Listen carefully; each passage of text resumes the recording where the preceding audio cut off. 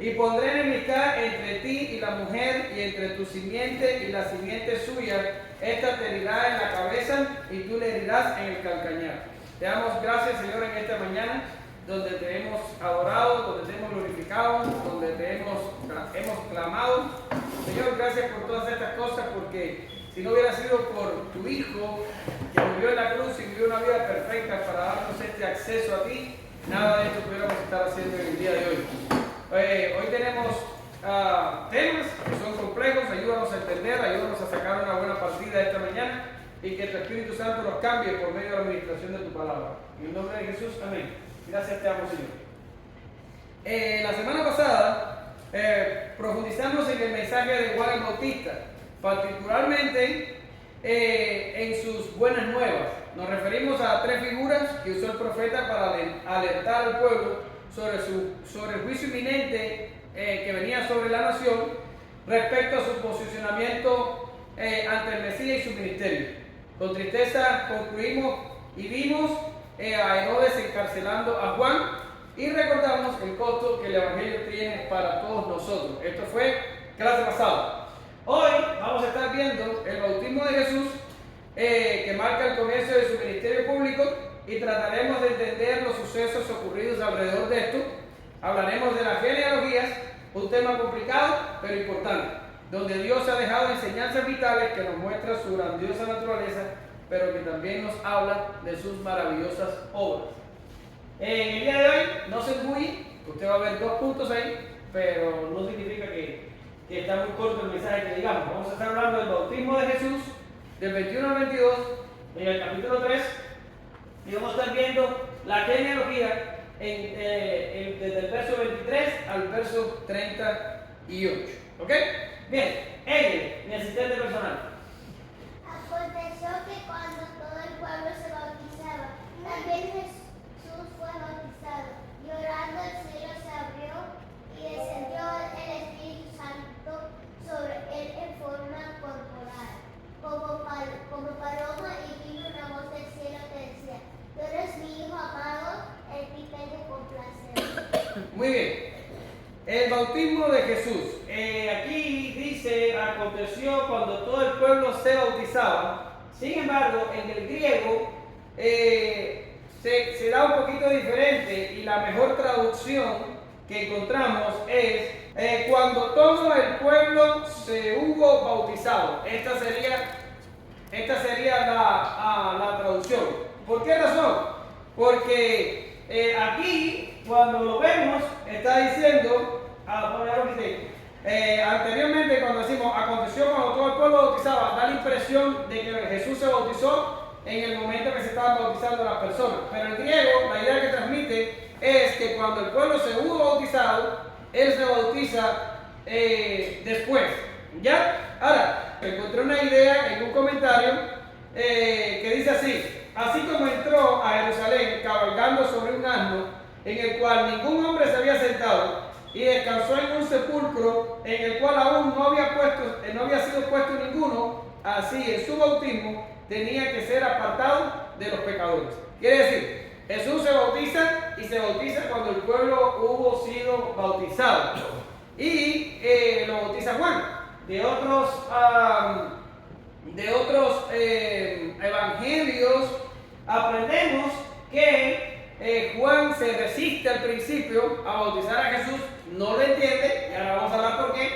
Y Jesús le dice la frase de Mateo 3:15, pero le respondió Jesús: deja ahora, porque así conviene que cumplamos toda justicia. Y entonces le dejó. ¿Qué está pasando aquí? Bien, ya explicamos en clases anteriores que el bautismo de Juan era un bautismo ¿para qué? Para arrepentimiento, ¿verdad? Y era un bautismo que le hacía al pueblo de Israel, ¿qué le hacía? Lo ofendía. ¿Por qué razón? Porque los judíos no se bautizaban, los judíos se circuncidaban. ¿Ya? ¿A quién bautizaban los judíos? Los judíos bautizaban a los prosélitos. ¿Quiénes eran los prosélitos? Eran gentiles que se convertían a la religión judía y eran bautizados para lavamientos, ¿ok? Para purificación, y después los circuncidaban. Bautizaban a todo el mundo y después circuncidaban al varón. Y las mujeres evidentemente no podían ser circuncidadas. Ahora, así se hacía. Por tanto, era algo hostil para un judío u ofensivo que le dijeran, tú necesitas bautizarte para arrepentimiento. Generalmente los judíos le respondían a Juan, los más hostiles, le decían, nosotros somos hijos de Abraham. ¿Qué onda? ¿Qué estás hablando? Nosotros no necesitamos arrepentirnos, ni mucho menos bautizarnos como si fuéramos gentiles. Ya esto lo vimos en clases anteriores. Ahora, el bautismo de Juan no tiene ninguna conexión con el bautismo de prosélito.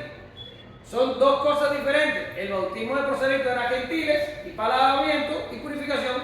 El bautismo de Juan es un bautismo a judíos para arrepentimiento, que prepara el camino del Mesías. Y ahora la otra es que el bautismo cristiano no tiene ninguna conexión con el bautismo de Juan. El bautismo cristiano es un bautismo que habla de, tal y como lo ven los bautistas, es un bautismo que habla de la regeneración que usted debe haber experimentado y por la causa de la regeneración usted se convirtió o se arrepintió y entonces viene y se bautiza. ¿Lo ven? Pero son tres cosas totalmente diferentes. Ahora, deja ahora porque así conviene que cumplamos toda justicia. Más adelante en el mensaje vamos a abundar en el tema teológico de todo esto. ¿Por qué Jesús tenía que cumplir toda justicia? ¿Y qué significa que tenía que hacerlo? Vamos a verlo al final. Por el momento, solo menciono la negativa de Juan, tal y como lo relata Mateo.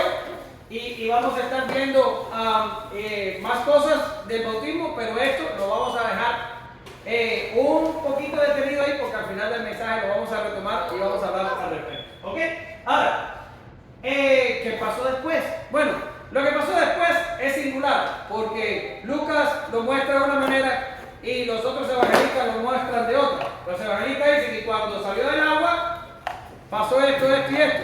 Y Lucas dice, y mientras oraba, o cuando hubo orado, pero el griego se pega más a la idea de que todavía estaba orando cuando, ¡boom!, pasó lo que pasó.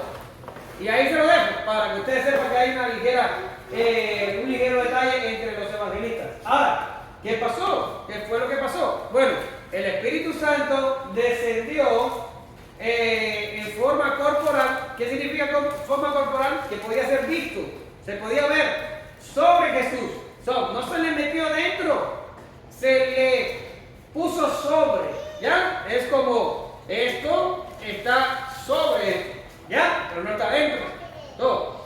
Se puso sobre Jesús y dice la evangelista que tenía forma corporal como paloma. Ahora, ¿fue una paloma lo que se puso sobre Jesús? No, ahí hay un símil, es una figura del lenguaje. La forma corporal que adoptó el Espíritu Santo cuando se puso sobre Jesús parecía una paloma, tenía la forma de una paloma. Y tú me dices, ven acá, ¿y por qué una paloma? ¿Por qué tenía que ser una paloma y no un águila o un dragón? Yo qué sé. Bien, no sé. Y ya les dije que leí mucho para este mensaje y no encontré una respuesta satisfactoria de por qué fue una paloma, por tanto no le traje a ustedes ninguna respuesta ahí. Fue una paloma y ya, no sé por qué. Y esto tenía que pasar para que se cumpliera lo dicho por el profeta, cuando dice, el profeta Isaías, cuando dice, el Espíritu del Señor está sobre mí, por cuanto me ha ungido para dar buenas nuevas a los pobres. Cuando vemos esto, Jesús se convierte en un poderoso ejemplo para nosotros. ¿Por qué razón? Porque Jesús fue capacitado por el Espíritu Santo para su ministerio y a medida que avancemos en el Evangelio de Lucas nos vamos a dar cuenta que Jesús es un hombre de oración. Y oración y dependencia del Espíritu Santo. Y si esto fue con Jesús, ¿cuánto más nosotros vamos a necesitar la oración y la dependencia del Espíritu Santo? ¿Ya? Y entonces esto es una cosa que a veces como que se nos va. Nos preocupamos de todo, menos de orar y menos de depender del Espíritu Santo. Y es un problema para la cristiandad de hoy, que somos una cristiandad que no ora. Somos una cristiandad que no depende de Dios. ¿Ya? Entonces, esto no voy a abundar demasiado, porque lo vamos a retomar más adelante, pero es algo que debemos trabajar en nuestra vida y como iglesia. Si Jesús Santo y necesito orar, por favor, ¿dónde quedamos nosotros? ¿Lo ven? Y lo otro que pasó es que dice que vino una voz del cielo, porque el evangelista relata que el cielo se abrió. No sabemos exactamente qué significa esto, que el cielo se abrió. Y no va a ser la primera manera, no va a ser la última vez que esto pase. Pues cuando estaba Esteban listo para ser apedreado y estaba orando, dice, y veo el cielo abierto y al Hijo del Hombre que está de pie a la diestra de Dios. Bien, ahí vemos el cielo abierto de nuevo. Y casualmente Esteban está orando y Jesús aquí está orando y el cielo se abrió. Ahora, ¿qué cosa visible se mostró para saber que el cielo se había abierto? No lo sabemos. ¿Qué efecto causó esto sobre el cielo? O si fue algo como una figura, tampoco lo sabemos. Los evangelistas no explican, simplemente lo dicen. Y dice que una voz del cielo dijo, este es mi Hijo amado en el que me complazco. ¿Ok? Entonces, esto viene a cumplir el Salmo 2.7, que dice Dios, yo publicaré el decreto, Jehová me ha dicho, mi hijo eres tú, yo te engendré hoy. Ahora,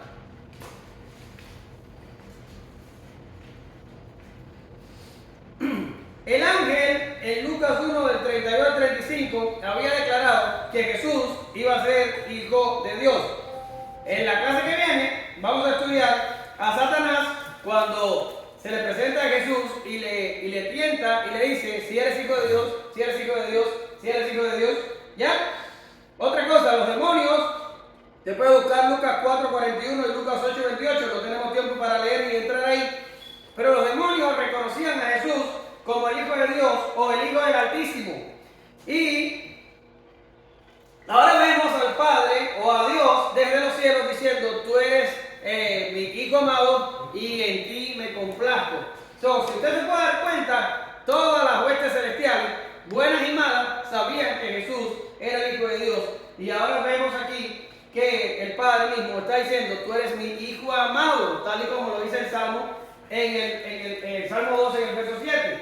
Por tanto, enfáticamente, definitivamente y para siempre establece la Biblia que Jesús es el Hijo de Dios.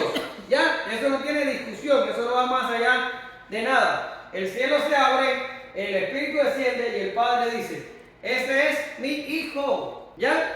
Ahora, esto es todo lo referente al bautismo de Jesús. Les dije que nos queda una parte pendiente, que es hablar por qué Jesús tuvo que bautizarse, por qué se tuvo que bautizar. Lo vamos a dejar para el final.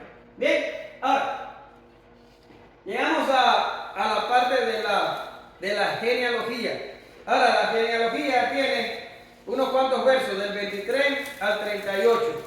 Y realmente es bastante cansón leerlo, solo lo vamos a leer en ¿ya? Ahora, después usted en su casa, que yo sé que usted va a su casa y usted vuelve a leer el mensaje y usted se lo estudia y usted hace todo eso, yo sé que lo hace, aunque sea en sueños, puede leer. Y por otro, la cita que vamos a estar hoy contrastando con Lucas es Mateo 1, del 1 al 17, que ahí está la otra genealogía. ¿Ya? Hay dos genealogías propuestas. Está la de Mateo y está la de Lucas. Son dos. Los otros evangelistas no dan nada. Ahora, vamos a empezar a entrar en calor. Hoy ando a la antigüita, porque el tablet se me quedó cargando. Ahora, vamos a hablar de la importancia de la genealogía. ¿Por qué tiene que haber una genealogía de Jesús? O la pregunta va más allá de Jesús. ¿Por qué habían genealogías en Israel? Porque a alguien le importaría semejante cosa. Por ejemplo, yo sé que yo desciendo de mi papá y mi papá es mi abuelo, pero ya mi bisabuelo, yo no lo conocí. Sé que se llamaba Celedonio el hombre, pero yo nunca lo vi, yo no interactué con él. Y si subo hacia arriba, más arriba y el tatarabuelo, pues no tengo idea, ni siquiera nunca oí su nombre. Mi genealogía no existe, se perdió. Y a lo mejor si les pregunto a ustedes les pasa lo mismo.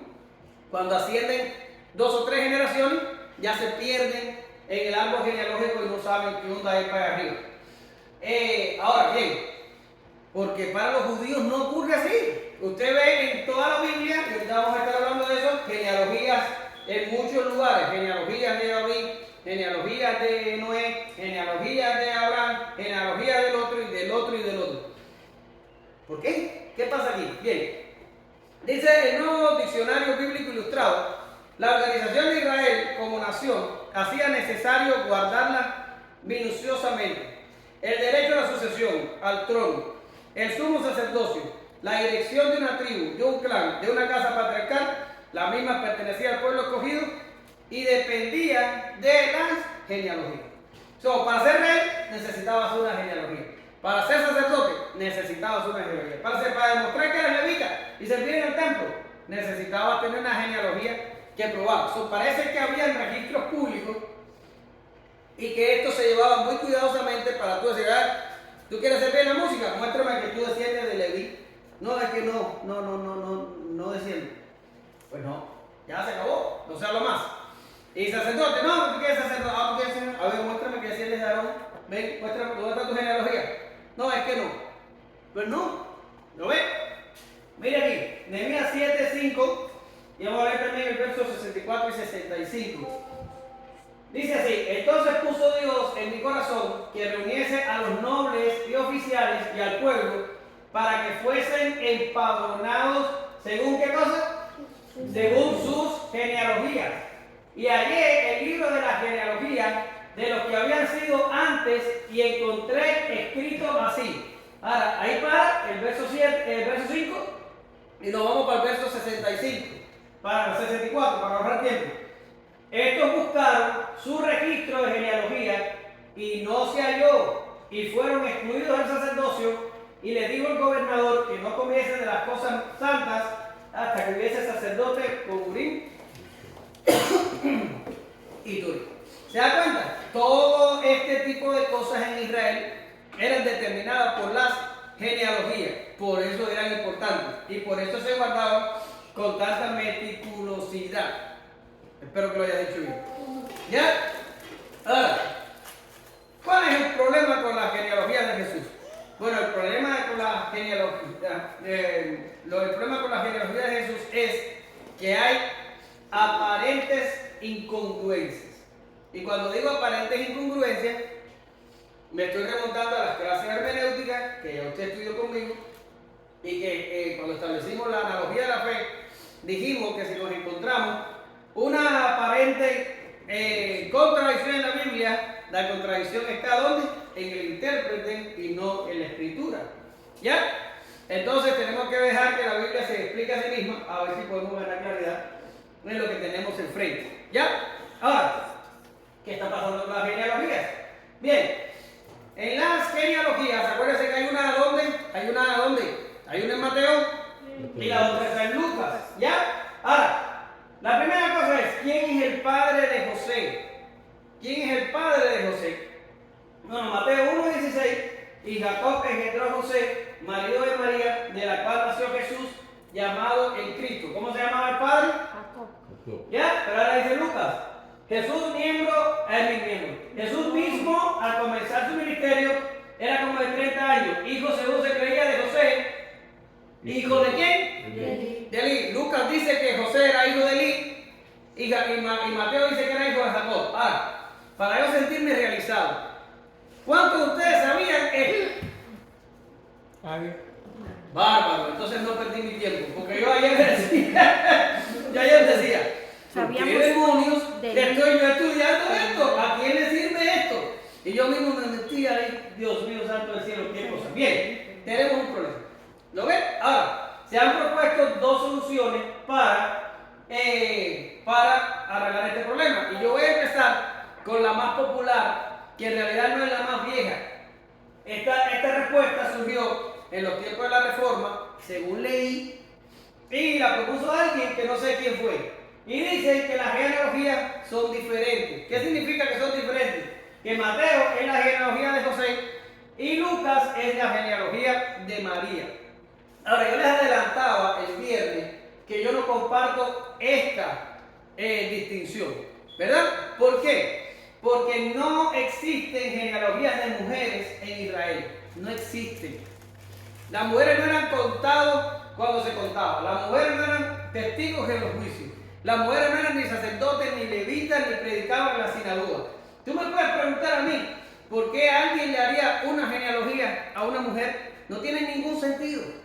Ahora, yo sé que muchos hoy en día creen esto así, que una de Lucas, que la de Lucas de María, que la de otra de José, y lo creen así.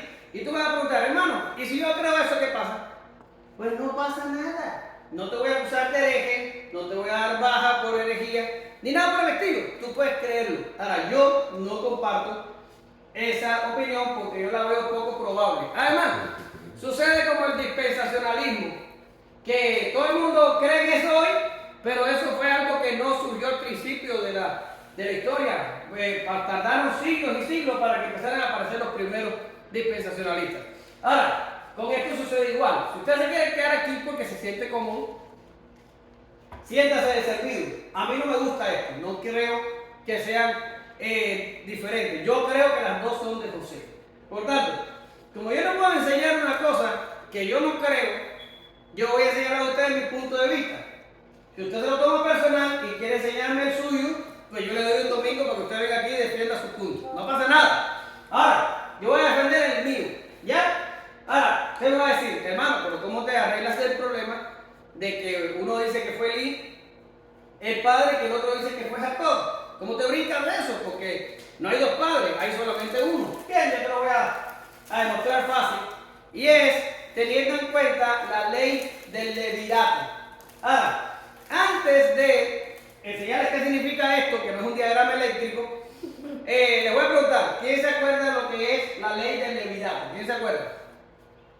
Nadie, yo te voy a explicar. En Israel había una ley que decía que si un hermano casado moría y dejaba a la mujer sin descendencia, o sea, no tuvo tiempo de que le saliera un descendiente, y entonces el hermano menor tenía que casarse con esa mujer, hacerle descendencia, pero el primer hijo nacido no iba a ser de él, iba a ser para su hermano muerto, para que la línea no se frustrara. ¿Lo ven? Y entonces, esa era la ley del levirato. Ahora, escuchen lo que le voy a decir. Estos son especulaciones de alguien que lo propuso cerca del año 200. A mí no se me ocurrió, yo lo encontré en la bibliografía. Pero esa era la solución que yo les dije. Necesito encontrar algo que respalde mi teoría porque yo no creo que las dos genealogías sean diferentes. Yo creo que son de José las dos. Ahora, mira esto. Tenemos a Matán. Matán es el que propone Mateo. Y Matat es el que propone Lucas. Ese sería el abuelo de José. Ahora, aquí hay de todo como en botica, como dicen en Cuba. Botica es como una farmacia. Hay algunos que dicen que Matán y Matat es la misma persona, solo que hay una falta de ortografía. Bien, esto pasa en otros lugares de la genealogía. Puede bien pasar aquí, que sean la misma persona. Y ya hay que dar otro tipo de explicación, pero parecida. Sin embargo, yo creo que no, que eran, y hay otros libros que leí que creen que Matán y Matat eran personas diferentes. Ahora, ¿cómo pasó esto? Mira, Matán se casa con esposa 1. ¿Quién es la esposa 1? Pues yo no sé, es una mujer. Se casa con esposa 1 y tiene un niño. A ver, no, tiene un niño. ¿Y se llama cómo? Se llama Jacob. ¿Ya está? Ahora, a Jacob lo vamos a dejar ahí por el momento. Pero Matán se muere, como suele suceder. Y la viuda se casa con Matat. ¿Ya está? Y Matat, y la esposa misma, que era viuda de Matán, tiene un hijo. ¿Y se llama cómo? Se llama Elí. Por tanto, Jacob y Elí son medios hermanos, comparten su mamá. ¿Lo ves? Son hermanos por parte de madre. Ya está. Pero ahora Elí se muere. Y usted decía, hermano, pero anda con la guadaña. Mira, no hay una cosa más normal que morirse, y mucho más en los años que estamos hablando. Ya está. Este se muere, pero se muere y no deja hijos. Entonces, ¿qué hace? Le pasa a la esposa a Jacob por levirato y tienen al hijo José. Y José se convierte en el hijo de Elí por ley del levirato. Por tanto, José es hijo de Elí por ley del levirato, es como adoptado, pero es hijo biológico de Jacob, porque fue Jacob el que le dio descendencia. ¿Usted lo ve? Yo no tengo que decir que las dos genealogías, una de María y la otra de José, porque hay dos padres para José, puede pasar por la ley judía que haya sido por levirato. Yo no tengo ninguna prueba, yo no estuve allí, no hay ningún registro de que esto haya pasado. Pero esto es una respuesta que damos para decir, no hay necesidad de complicar el asunto y darle una genealogía a María cuando esto no ocurría en Israel jamás. Las mujeres no tenían genealogía, eran los hombres. ¿Lo ven? Pues aquí tenemos la cosa resuelta con un diagrama eléctrico. Ustedes se van a reír ahorita cuando yo les ponga el otro video que les prometí, porque pasa igual. Pero bueno, aquí tenemos la respuesta. ¿Es posible? Es absolutamente posible. Y ya está. Gané. Caso cerrado. Bien, pero no se termina ahí. ¿Ya? Porque como yo siempre digo, todo es un poquito más complicado. Y siguen los problemas. Hay dos líneas davídicas. Ahora vuelvo a preguntarle. ¿Alguno de ustedes sabía que hay dos líneas davídicas en la genealogía? ¡Genial! No perdí mi tiempo. Mira, Mateo 1:6 dice: Isaí engendró al rey David. El rey David engendró a ¿quién? A Salomón. Y Salomón engendró a Roboam. Roboam a Abías, la línea de Mateo se viene por Salomón, completica. Ya está, pero vamos a Lucas. Dice, hijo de Melea, hijo de Mainán, hijo de Matata, excelente nombre para tu primer hijo de Natán, y mira aquí Natán, hijo de David. La línea de Lucas viene por Natán, que es, si mal no recuerdo, lo leí, pero ya he leído tantas cosas que ya ni me acuerdo. Creo que es el tercer hijo de David y Betsabé, creo. Si no es el tercero, por ahí anda cerquita. Pero es hijo de David y de Betsabé. Nunca tomó el trono. ¿Por qué razón? Porque el trono lo tomó Salomón y Salomón pasó a Roboam. Ahora, Natán es descendiente directo de la línea de David, pero esta gente nunca obtuvo el trono. Ellos se quedaron descendientes. Y entonces Lucas viene por esa línea y Mateo viene por esa línea. ¿Verdad que no lo sabían, verdad? Se enteraron hoy conmigo. Excelente, me siento bien. Ahora, esto es un problema. Porque tú me vas a decir, entonces Omar, por fin, ¿cómo la onda? ¿Cómo la onda? Bien, yo te voy a explicar qué está pasando aquí. Mira, la línea de Salomón es maldecida con Jeconías. ¿Ya? ¿Y esto qué significa? Bueno, Jeconías fue un descendiente de Salomón, que fue el último rey antes de la cautividad babilónica. El hombre le obstinó la paciencia al Señor, porque la verdad que estos reyes eran todos terribles. Y por medio de Jeremías, el Señor escribe esto, o el Señor les dice esto a Jeconías. Así ha dicho Jehová, escribí lo que sucederá a este hombre privado de descendencia, hombre a quien nada próspero sucederá en todos los días de su vida, porque ninguno de su descendencia, ¿qué dice ahí? Logrará sentarse en el trono de David ni reinar sobre Judá. Ahora, esto es un problema, porque aquí Dios está diciendo, los descendientes, Él no está diciendo que no va a tener descendencia, Él está diciendo que no se van a sentar en el trono. Si Mateo traza una descendencia por Salomón hasta Jesús, tú dices, ¿y cómo Jesús va a ser heredero al trono? Si aquí mismo está diciendo Dios de que Salomón, la línea de Salomón se interrumpe en Jeconías, porque los descendientes de Jeconías no agarran el trono. Bueno, pues por eso Lucas, sabiendo lo de la maldición, traza la genealogía por Natán. ¿Para qué? Para brincar la maldición. Ahora usted dice, oye, ven acá, ¿y eso puede pasar? Sí. ¿Y dónde pasó antes? Bien, pasó antes por ejemplo, para decirte un ejemplo, en Caín y Abel. ¿Quién era el elegido entre Caín y Abel? ¿Quién era? Dígame usted.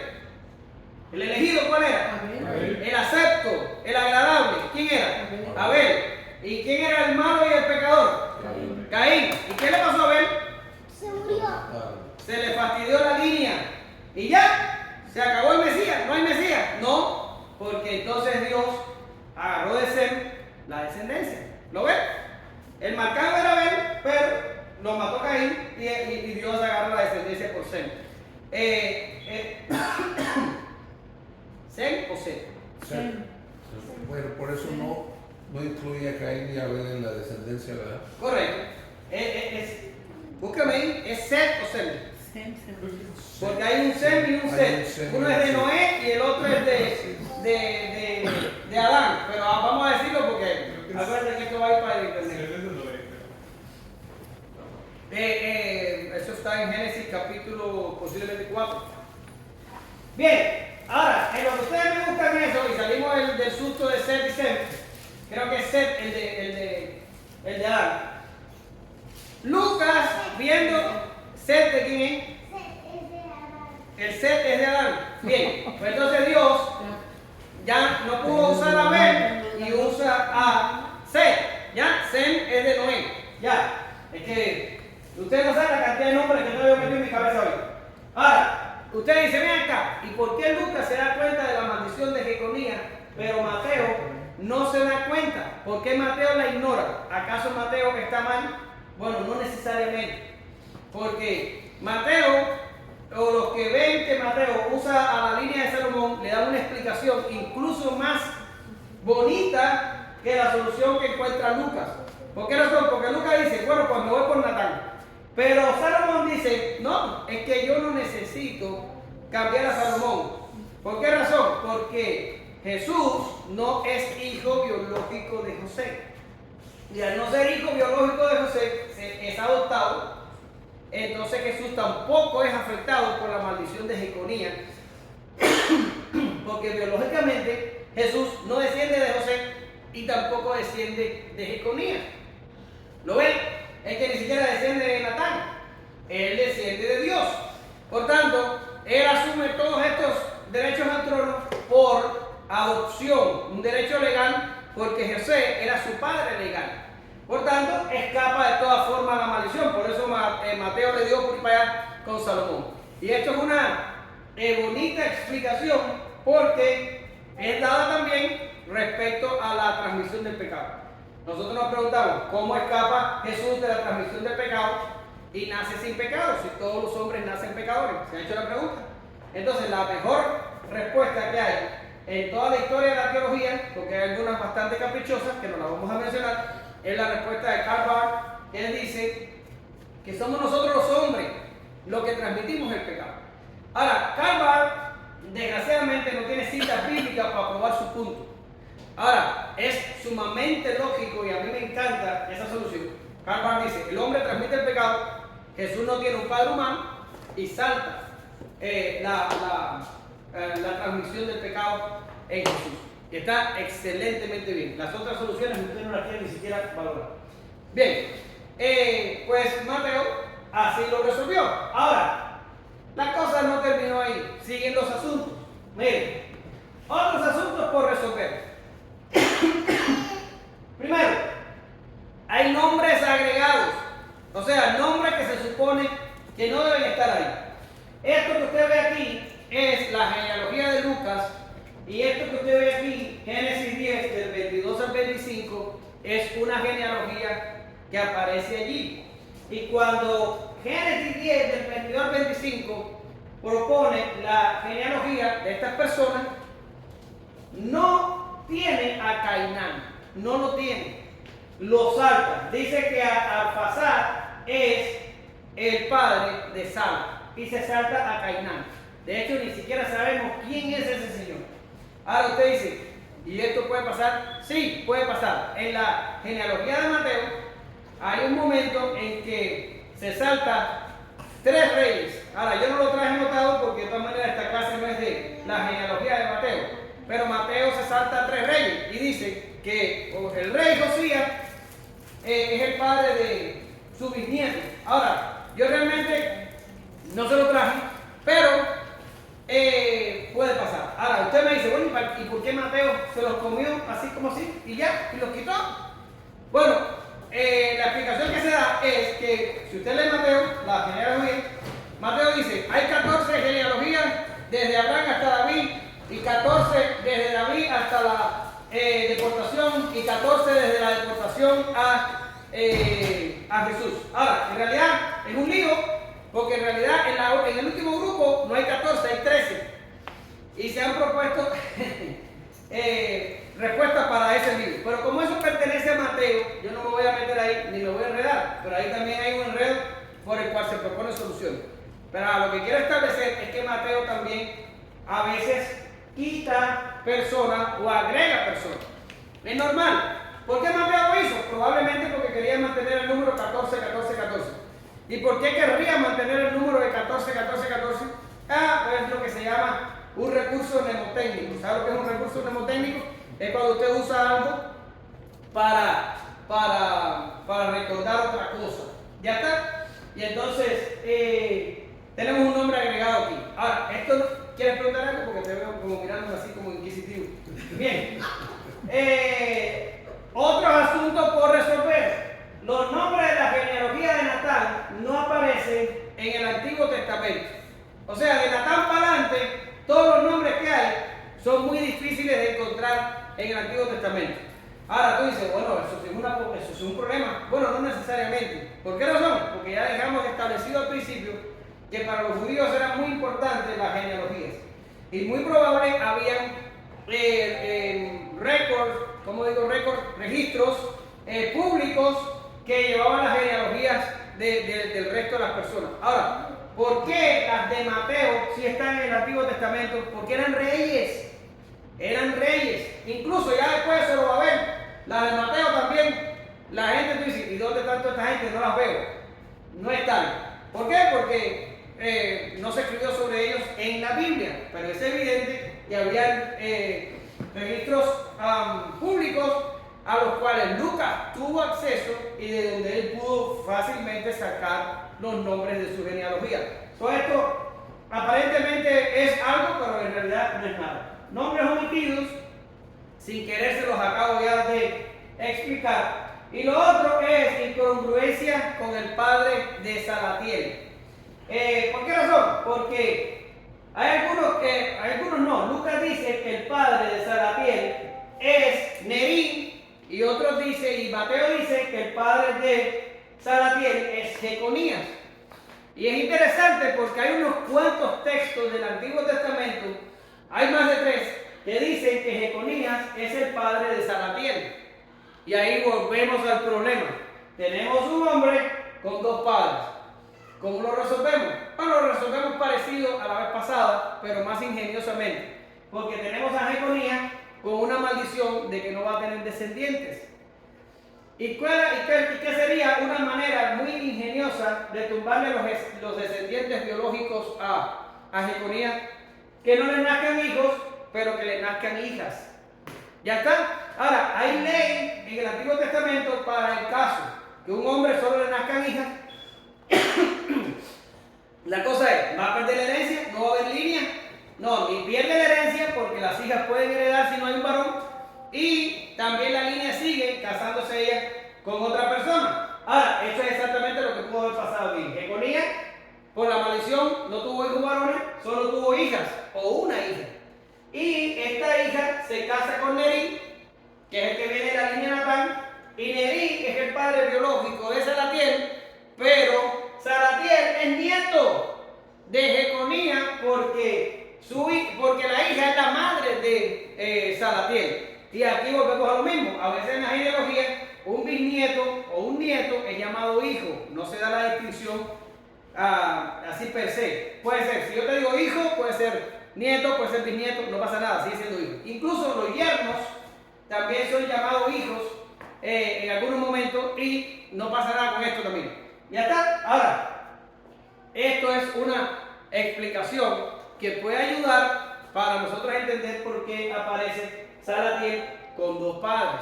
¿Lo bien? Como usted se da cuenta, los problemas pueden ser salvados dando explicaciones así, que son muy posibles, no es una cosa difícil de que pase, y no hay necesidad de forzar la cosa a decir, no, una genealogía de José y la otra genealogía de María. No creo que haya necesidad de eso. ¿Lo ven? Bien, yo creo que terminamos con, gracias al Señor, terminamos con los problemas de las genealogías. Espero que les haya sido útil o divertido.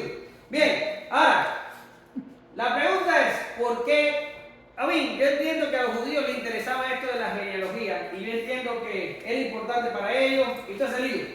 Pero yo estoy a 2000 años de ese problema porque el Espíritu Santo pone las genealogías en la Biblia ahí. Sí, estoy seguro que la gente ni lo lee. ¿Qué es lo que viene a una genealogía? Sáltalo, vete para lo que viene después. ¿Verdad que sí? Ahora, pero el Espíritu Santo lo puso ahí. Y estoy seguro que no lo puso ahí para que yo me pasara ayer leyendo y volviéndome loco. Bien, sí, hay una explicación. ¿Por qué razón? Porque el asunto es que Jesús, el Mesías de Israel, tenía que probarse que él tenía el derecho al trono de David. Tenía que probarse. Y espérame, no es que tenía que probarse, es que todavía hoy el pueblo de Israel está esperando un Mesías. Y tú dices, ¿en serio? ¿No se leyeron nunca las genealogías? ¿No se leyeron los evangelios? ¿No se leyeron nada? Ellos están esperando un Mesías. ¿Lo ven? Era importante, no solo para los tiempos de Jesús, que eran más importantes todavía, pero para los tiempos de hoy, prueba de que Jesús es descendiente de Abraham y descendiente de David. Ahora, esto es por la parte de Mateo, porque Mateo, al escribir a judíos, para él era muy importante que supieran que el Mesías venía de Abraham y el Mesías venía de David. De hecho, hay algunos que dicen, el resto de los nombres no son importantes. Lo importante es saber que es descendiente de Abraham y de David. Lógicamente, porque prueba de que Jesús es el verdadero Mesías de Israel. A ver. Por eso es de que en uno de los milagros le dijeron hijo de David. Sí, creo que fue con Bartimeo, ¿verdad? Jesús, hijo de David, ten misericordia de mí. Le dicen hijo de David. Ahora, esto es por la parte de Mateo, pero tenemos a Lucas, que es el que nos interesa en la mañana de hoy. ¿Qué le interesa a Lucas? Pues es genial, porque Lucas no establece su genealogía hasta Abraham. O sea, Mateo empezó de Abraham y terminó en Jesús. ¿Por qué? Porque lo que le interesa es decir, Jesús desciende de Abraham y Jesús desciende de David. ¿Se acabó? Está escribiendo a judíos. Pero Lucas no le está escribiendo a judíos. ¿A quién le está escribiendo Lucas? A gentiles. Y por eso la genealogía de Lucas va ¿hasta dónde? La genealogía sube hasta Adán, hijo de Dios. ¿Lo ven? Y esto es importantísimo porque Lucas está mostrando a Jesús. Ya esto lo vimos en la clase introductoria, 12 clases atrás. Lo vimos de que Jesús es presentado por Lucas como el Salvador de todos los hombres. No está salvando solo a judíos. Sí, él salva a judíos, sí. Pero él salva a hombres de todo pueblo y nación. Jesús es el Salvador de Israel, ¿ok? No hay problema, lo es.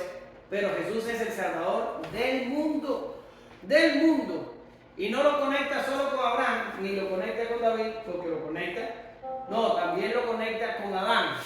Lo conecta con Adán y dice, Jesús no solo pertenece a Israel, Jesús pertenece a toda la humanidad. Y esto es muy importante. ¿Por qué razón? Porque esto establece una conexión que por mucho tiempo los israelitas pensaron que no existía. Los israelitas nacionalizaron la religión y dijeron, los únicos que se salvan son judíos. Y si algún gentil quiere salvarse, pues que se haga judío y entonces se salvará guardando la ley de Moisés. Pero no fue así. No fue así. Y lo vamos a ver más adelante y ustedes de hecho lo saben. La salvación era para todos los pueblos. Israel tenía que predicar a las naciones a Dios. No era para que se lo guardara, era para que lo predicara. Y en esto Israel falló, ¿verdad? Y ahora Lucas dice, no, nunca fue tuyo. Viene de ti, pero es de todos nosotros, es de todos los pueblos, porque no solo desciende de David y Abraham, desciende de Adán. Desciende de Adán. Y Lucas lo pone, hijo de Dios. Así lo pone. Ahora, dos cosas aprendemos aquí. Primero, Dios soberano gobierna sobre la historia. Y esta aplicación me encantó. Y vuelvo y repito, no se me ocurrió a mí. La leí en algún lugar de toda la cantidad de libros que leí.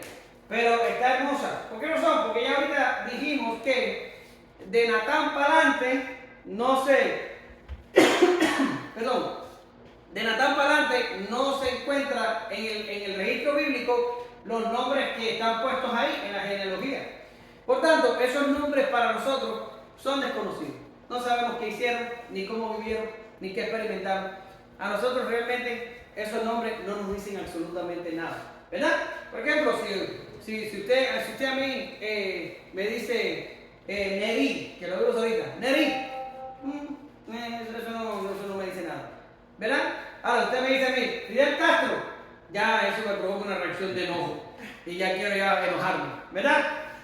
¿Se da cuenta? Pero esos nombres de allí de la genealogía a usted no le dice nada, no le dice nada. Sin embargo, cada uno de esos nombres son eslabones que llevan la cadenita, escúchalo bien, desde Adán hasta Jesús. Y no hay poco tiempo, hay unos cuantos miles de años. Y cada eslaboncito de eso, desconocido para nosotros, olvidado por la historia, ignorados por el mundo, forman parte de la cadena que va desde Adán hasta Jesús.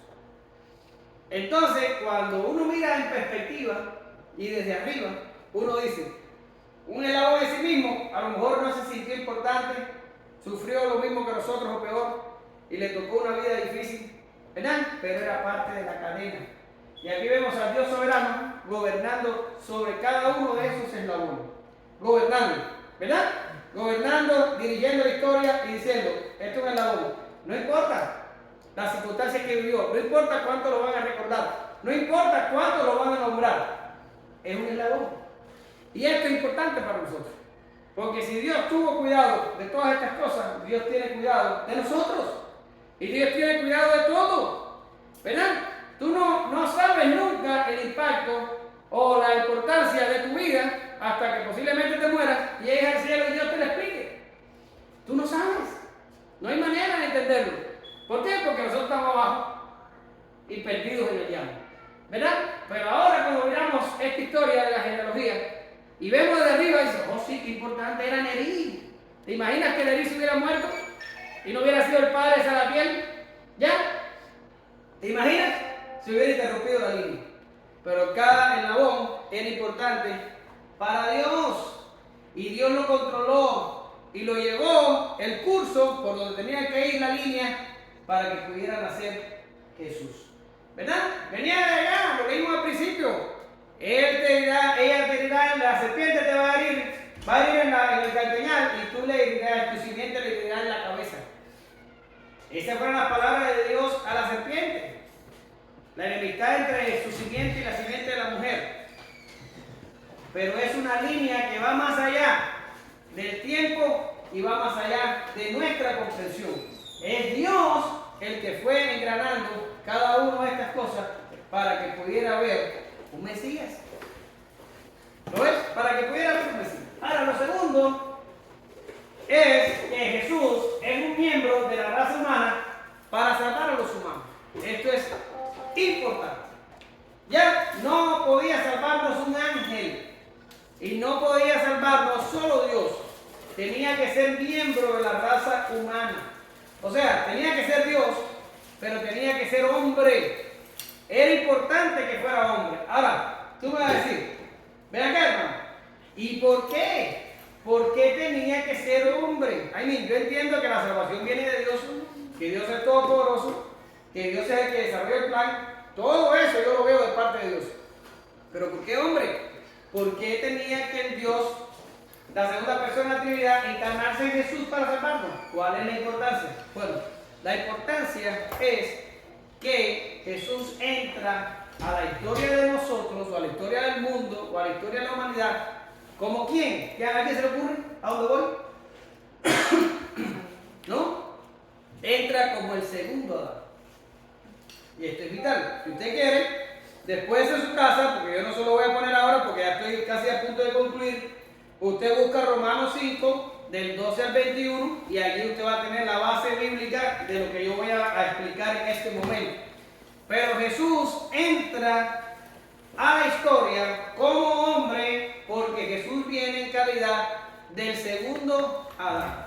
Ahora, para entender esto, tengo que hablar un momentico de qué pasó con el primer Adán. ¿Qué hizo el primer Adán? Bueno, pues el primer Adán tampoco tuvo un padre terrenal como Jesús no tuvo un padre terrenal. Adán fue hecho por Dios. Dios hizo ahí el cuerpo, dice que usó los elementos de la tierra, hizo el cuerpo, y le dio algo que ningún animal había tenido hasta el momento. Y es, aunque hay por ahí algunos que dicen que los animales tienen alma, pero no me voy a meter en eso. Y Dios sopló aliento de vida, ¡boom! Y vino a ser el hombre un alma viviente. Ahora, Adán nació, y Dios no lo creó sin pecado. Dios no lo creó pecaminoso, ni malvado, ni depravado, no lo creó así, lo creó bueno. Por eso usted lee el libro de Génesis y Dios dice unas cuantas veces y fue bueno en gran manera, y fue bueno, fue bueno, fue bueno. ¿Ya está? Ahora, usted sabe la historia. Dios le dio a Adán, ¿cuántos mandamientos? Uno. De hecho, va a tardar tiempo para que yo y Adán podamos tener una conversación, porque yo no quiero verlo por el momento. ¡Uno! ¿No puede ser? ¡Uno! Y tan fácil. Y ya saben cómo paró. Adán comió, Adán desobedeció. Adán provocó todo lo que lo estamos viendo. Fíjate que estoy diciendo Adán, para que las mujeres ni se atrevan a mirarme atravesado. Adán comió el fruto y provocó todo lo que estamos viendo. ¿Lo ves? Ahora, viene Jesús. El postrer Adán tenía que ser un miembro de la raza humana, si no, no puede ser un Adán. Y nace sin padre humano. ¿Lo ves? Y nace y entra en la misma relación de pacto que entró Adán. Adán entró en lo que nosotros conocemos el pacto de obra. Él tenía que ganar la salvación para la raza. Él era la cabeza federal y el padre de raza. Él estaba en representación, Adán, de todos nosotros. Él estaba allí tomando decisiones por el resto de todos nosotros. Y lo hizo mal. Pero ahora viene Jesús, como postrer Adán, y entra en la misma relación que nosotros, que Adán y que nosotros. ¿Qué tiene que lograr Jesús? Jesús tiene que cumplir los requerimientos de la ley para poder obtener la salvación, ya no para toda la humanidad, sino para el pueblo escogido que Él viene a redimir. Y tú me vas a decir, ¿y por qué no pudo ser para toda la humanidad? Porque dice Romanos 9 que Dios tiene misericordia de quien Él quiere tener misericordia y se complace de quien Él quiere complacerse. No me venga a estar haciendo preguntas que yo no puedo ir más allá de lo que está escrito. Pero Dios, Jesús, viene a hacerse miembro de la raza humana para entrar a la relación pactual y obtener la salvación para el pueblo escogido. Solo que la cosa se complicó un poquito. Porque ¿cuántos mandamientos tenía que cumplir Adán? ¿Y cuántos tiene que cumplir Jesús? ¿O tuvo que cumplir Jesús? ¿Cuántos? ¿No te acuerdas cuántos eran? 603. En el comienzo dijimos que Jesús fue a bautizarse, igual le dijo, espera, yo necesito ser bautizado por ti y tú vienes para que te bautice yo, de ninguna manera, no va a pasar, olvídalo. Y Jesús le dijo, es preciso que cumplamos toda justicia, déjalo así por ahora. Que estaba queriendo decir Jesús. Jesús te estaba diciendo, hey, yo estoy aquí para salvar mi pueblo. Y mi pueblo es tan depravado y tan pecador que no pueden cumplir ni siquiera una tilde ni una jota de la ley. Esa tilde y esa jota la tengo que cumplir yo. Porque yo de nuevo estoy en representación por ellos. Lo mismo que hizo Adán, lo está haciendo Jesús. Y Jesús no se está bautizando en el Jordán porque Él tenga pecados que confesar, ni arrepentirse de alguna cosa. Jesús lo está haciendo porque tú y yo teníamos que ser bautizados en el Jordán. El arrepentimiento lo necesitamos nosotros. Los pecadores somos nosotros, pero Jesús nos está representando allí. Y Él entra para cumplir con lo que está escrito. Es necesario que cumplamos toda justicia. La tilde y la ley, de la ley y la jota de la ley lo cumplió Jesús por nosotros. De lo contrario, Dios le hubiera dicho, mira, encárnate en un hombre de 33 años y vete a morir en la cruz. Ya, ¿qué necesidad tienes de nacer o de vivir o de pasar trabajo? No, hombre, ve directo a la cruz. ¡Rum! ¿No? Si todo lo que Dios hubiera hecho por nosotros fue encarnar a Jesús ya mayor y meterlo en la cruz a morir, eso nos hubiera hecho inocentes delante del tribunal pero nunca hubiéramos podido heredar la salvación. ¿Cómo vamos a hacerlo? Si nuestras obras están tan podridas como nosotros. ¿Lo ven? Fue Jesús el que tuvo que vivir una vida sujeta a la ley por causa de la justicia. Y cuando Él vivió en obediencia toda su vida y nunca pecó, la justicia que Él obtuvo se nos imputa a nosotros. Hay una doble imputación.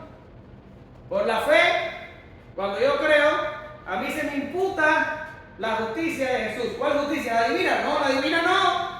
La divina de Jesús cuando se sometió obedientemente a cada pequeño aspecto de la ley. Y ahí entró. Esa justicia se me imputa a mí, es la que me permite entrar al cielo. Perdón. Y mi pecado se le imputa a Jesús para que lo pague el pague. Hay una doble imputación. ¿Usted lo ve? Y así es que Jesús nos salva.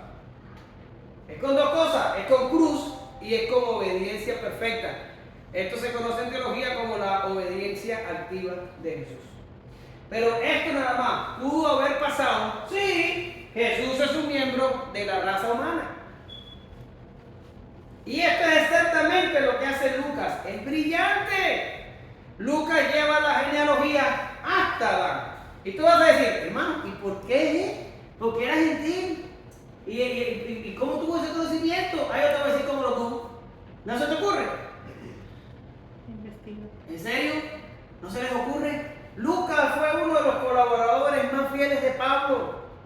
Desde que se conocieron hasta que lo mataron allá en el 60 y algo, Lucas estuvo con Pablo casi todo el tiempo. Al principio estuvieron separados y después se volvieron a unir, nunca más se separaron.